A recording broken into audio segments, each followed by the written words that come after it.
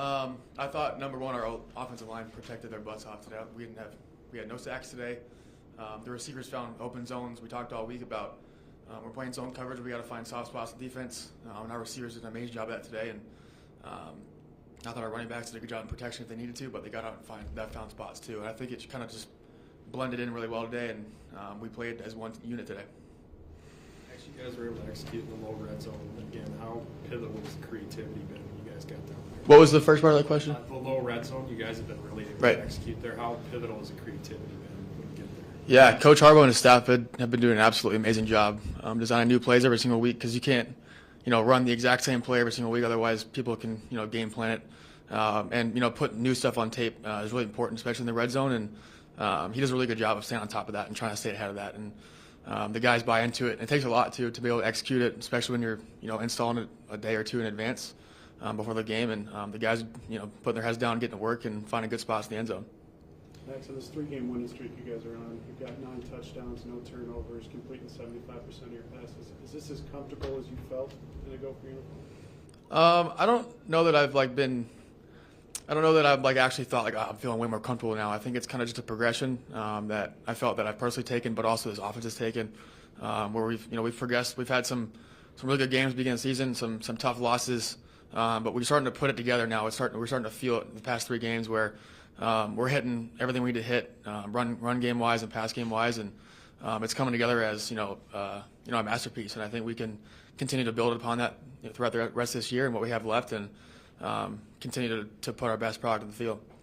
How integral was those first 2 drives, 99 passing yards and 2 touchdowns, like 9 for 11 completion?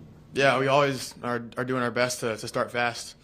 Sometimes you get there, sometimes you don't. And I thought that was part of our message throughout the whole week. This week was starting fast, and the guys really put their heads down and worked on that. And we executed that well in practice this week, and it showed on the game day on Saturday. And we can't execute the best of our ability on Saturday if we don't execute throughout the week in practice. And coming off a bye week, it's always really hard.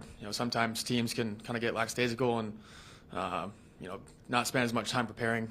But our team prepared to the best of their ability for almost 2 weeks, and that's what showed today on the field.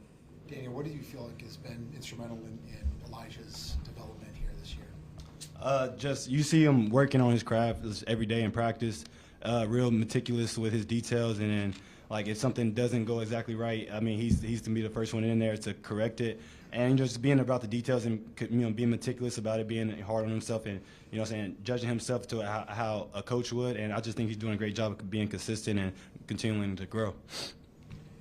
Elijah, you more than tripled your receptions from last year. What do you think has really clicked for you as the season's gone on? Yeah, I think it's just the opportunity that presents itself. I'm not the one, calling anything. I see myself as a player, and I'm just out there doing my job to the best of my ability. If you need me to catch 100 passes, I'll catch 100 passes. If you need me to block 100 times, I'll block 100 times. So it was just an opportunity that created itself today.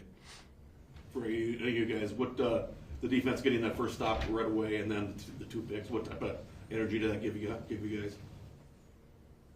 Say it again. What type of energy did you get from the defense today after those turnovers? So you see it on the sideline, especially when they're running off. It always creates a little bit of juice when they can get a turnover or they can get a big stop, and it just comes down to playing complementary football. That's what we're all about. So Max and Elijah on the first touchdown, you got a little rush, Max, and you had to back up a little bit. Was the play supposed to get extended that far, or was it just? He's the last read on that play, and he got to a really good spot too. He knows kind of where he has to be at the right time, and he was getting trailed too. It was a man over there, and he found a really good spot and a really good window at the right time. And again, that goes back to all the work we put in before the game. That doesn't just happen on its own. That's a credit to him. What the receivers do in that receiver room, buying into the process and just working their tails off to get that done. And that's the result. That's what happens when we work like that. Elijah was good balancing act down the end line there. Oh yeah. Appreciate you. Elijah, on your second touchdown, there was nobody within 20 yards of you. I don't know if that was just the scheme or if that was a mix-up on defense. Great play call. If you're that wide open, is it tough to come up with a catch like that? I wouldn't say that. Anytime the ball's in the air, we always say every ball is an elite ball. So if the ball's in the air, I'm going to go get it regardless.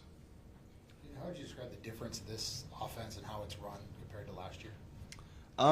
Just the way it's run, I wouldn't say technically is a huge difference, but the members and the playmakers that we have on the team is being showcased a lot more than it was compared to last year. I mean, obviously, we had Darius, we had Elijah Spencer, we had Mekhi, so we had the players, but it's just able to put it together and be able to showcase all of our, explosiveness and our collective talent together. So I'd say that. Daniel, how big of a factor was formation usage and motion to get leverage for you guys in the passing game? I think that's a great point. I think that's huge in really offensive football, just to get your playmakers and move your receivers around, your running backs around, just to, like you said, gain leverage. And that is a kind of a next level thinking about it, because that does put you in position to help, execute that play.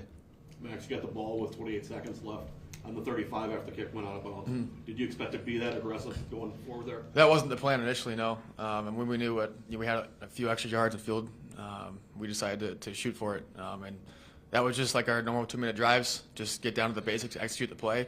They were playing 2-man for the majority of that drive, and that's always a really hard defense to go against in 2-minute. And that goes down to the playmakers making plays. And we had some guys make some really tough catches that drive and get to really good spots again. And that's a credit to the hard work they put in. Yeah, shout out J-Mo getting it started. Oh, yeah. J-Mo.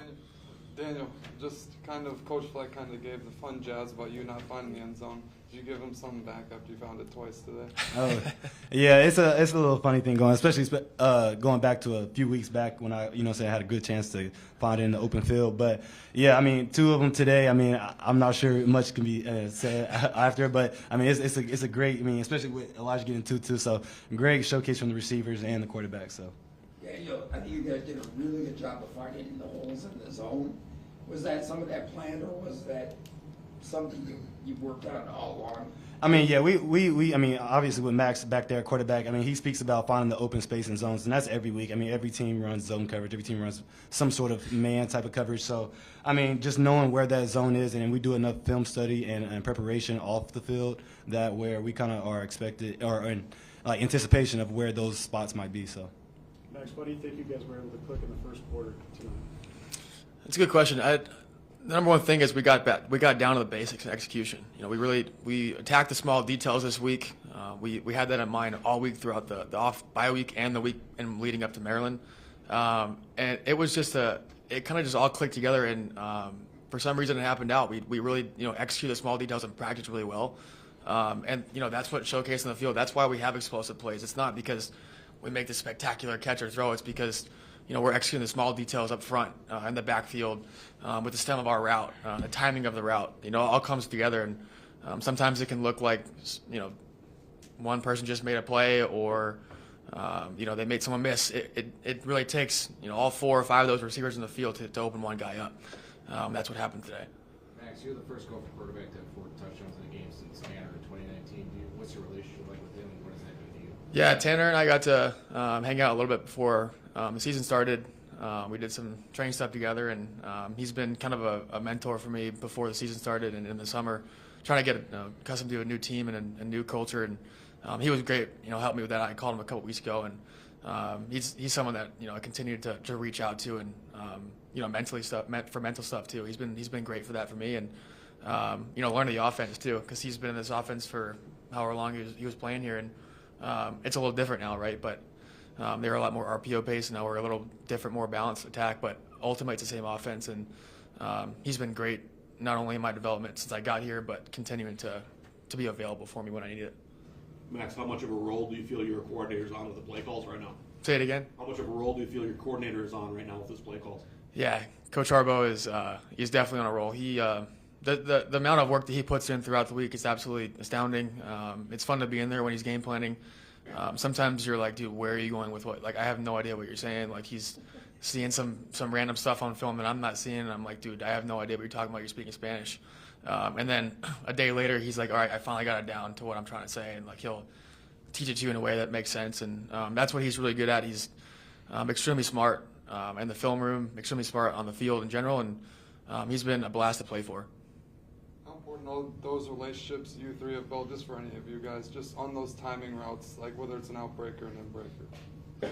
Yeah, speaking of, I know you guys have made a comparison to it before, but Yeah, that's the stuff we kind of worked on when we took the trip to Atlanta this past summer. So just having those timing and communications down, and once you have like months stacked upon each other, it's all just, I guess, second nature at that point, because he knows what we're going to do, and we know that he's going to put it there. So I definitely think just the off-season work definitely has got it there. Any more? No. All right. Thanks, guys. Thank you. On your pick six, it looked like immediately once Edwards planted his back foot, you broke on it. But what was the read that you saw? Well, it was more of just trusting my instincts and trusting what I see. I know all week we worked on just keying the three-step and just trusting what you see and playing off instincts. I think I did that. What's that like when you make the catch? You got nothing but great grass in front of you. It's a feeling I ain't felt in a long time, since like high school, I guess. So it was just a great feeling. Jack, what did you feel like was instrumental in slowing down Billy tonight?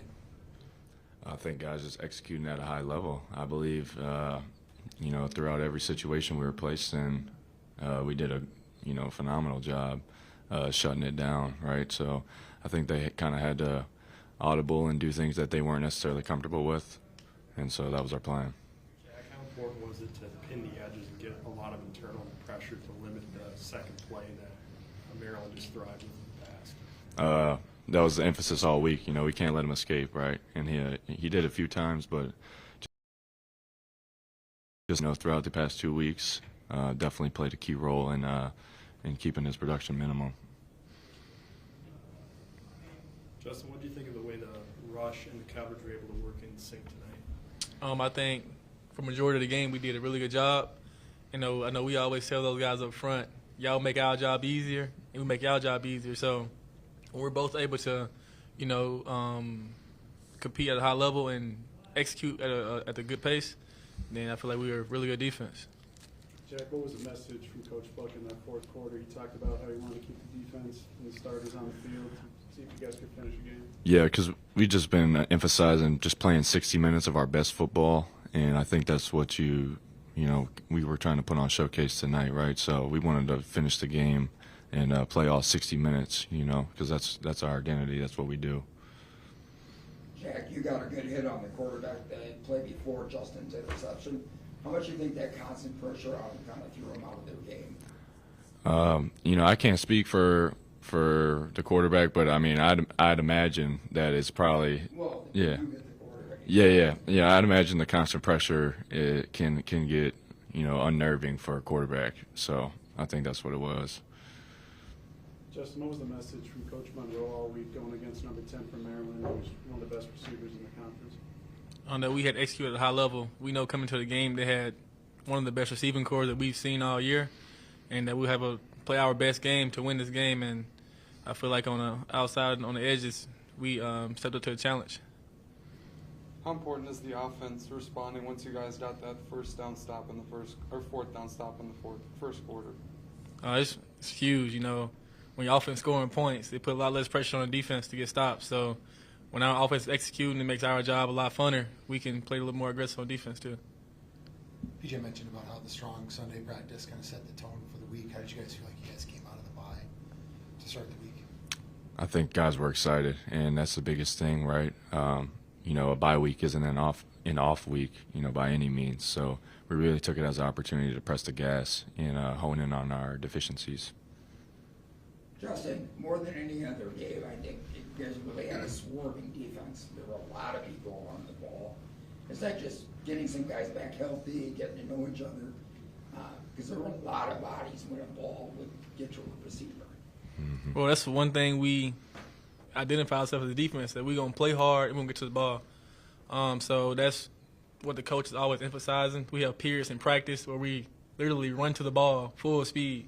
And I think when that carries over in the game, you have everybody to the ball, and it's a lot harder to run the ball when you have 11 guys coming to make the tackle. When you get a big lead like that, there's so much time left to play. Is it tough to stay focused? Well, you got to execute no matter how much time's on the clock. And on the sideline the whole time we was preaching, it's not about what the score is. We got to execute every play, and that's what we try to do. Is there a theme that you guys see in the past defense you guys have played this year, in particular the last 3 games? Say it again? Is there a theme that you see in the past defense you guys have played for the year and especially the last 3 games? Their theme, I mean, I just know we execute whatever Coach Husband calls. I know he has the utmost confidence in us to call what he want to call, that we can go out there and no matter what they do, we can do our job and get off the field on 3rd down. I don't know how tapped in you guys are on social media, but Coy Parrish, after his interception, did the Bring the Boom dance. Has he mentioned that to you at all? Bring the boom? I ain't never heard of that before. Oh, yeah. We've been kind of doing that this week. Yeah. So it's to no surprise. Any more questions? All right. Thank you, guys. Thank you guys. Thank y'all very much.